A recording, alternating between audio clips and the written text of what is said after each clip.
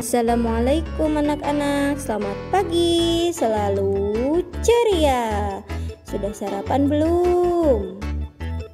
Hari ini kita akan belajar mengenai sifat-sifat bunyi. Sebelum belajar, kita berdoa dulu ya. Selamat berdoa.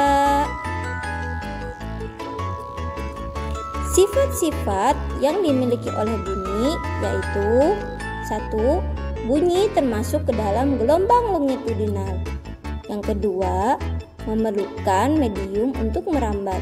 Bisa melalui benda gas, padat, ataupun cair. Yang ketiga, dapat dipantulkan. Contohnya gema ataupun gaung. Yang keempat, dapat mengalami difraksi atau pelenturan, interferensi, perpaduan, dan dapat dibiaskan atau refleksi. Yang kelima, pola perambatannya berupa rapatan dan dengangan. Bunyi dapat dipantulkan karena gelombang bunyi menabrak bidang pantul, kemudian gelombang bunyi tersebut dipantulkan oleh bidang pantul tersebut. Sebagian bunyi akan dipantulkan oleh medium atau benda keras dan tidak mudah tertembus oleh gelombang, misalnya dinding kaca, besi, dan seng. Bunyi akan datang ke garis norma dari suatu bidang datar yang ada. Pantulan bunyi terjadi karena gelombang bunyi menabrak bidang pantul kemudian dipantulkan kembali ya. Berdasarkan terjadinya pemantulan, terdapat 3 macam bunyi pantul, yaitu yang pertama, bunyi pantul yang memperkuat bunyi asli. Bunyi pantul yang memperkuat bunyi asli terjadi jika jarak antara bunyi dan dinding pantul berdekatan. Hal inilah yang menyebabkan suara seseorang di dalam ruangan kecil terdengar lebih jelas.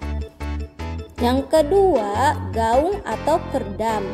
Gaung adalah bunyi yang diperoleh dari hasil pemantulan oleh sumber bunyi yang jaraknya dengan dinding pantul agak jauh, sehingga sebagian dari bunyi pantul terdengar bersamaan dengan bunyi asli dan menyebabkan bunyi terdengar tidak jelas.